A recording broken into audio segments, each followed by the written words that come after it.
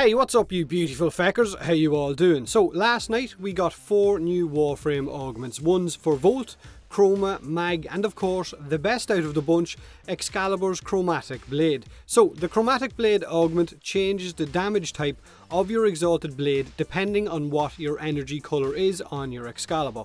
Greens for toxin, blue for electric, blacks and whites for cold, and of course reds for heat damage, or variations of those colours. It works the exact same way the Chroma works with his energy colour.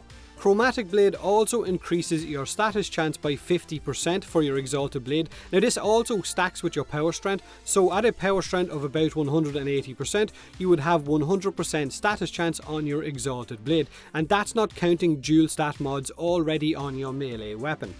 However, with this augment equipped, your exalted blade becomes a pure elemental weapon, and it seems to remove the impact, puncture and of course the slash procs that exalted blade would have done originally. It also seems to place the elemental damage type at the end of your melee weapons mod selection. For example, if your exalted blade is coloured red for heat damage and you have your melee weapon already modded for corrosive and cold, then the heat damage from exalted blade will be added to the cold damage at the end of your melee weapon to combine it for blast damage. So then you would be running corrosive and blast.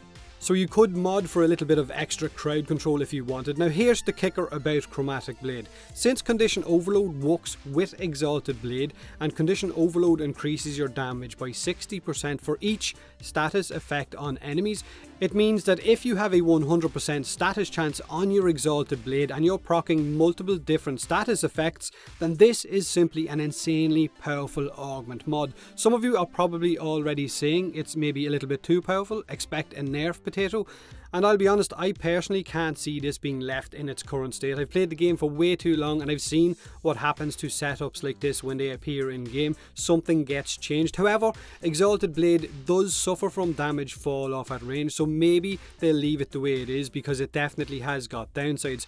Now, when running with Chromatic blade, basically what you want to do with this mod is get as many status effects as possible on enemies to multiply your damage output.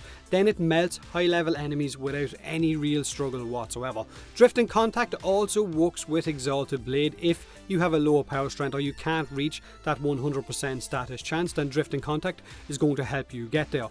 Now, as another kind of basic example, if you were to take a setup of your weapon modded for gas and electric and then combine that with Excalibur's blind, because this is an Excalibur augment, so you're going to be using Excalibur anyway, so blind is there for you.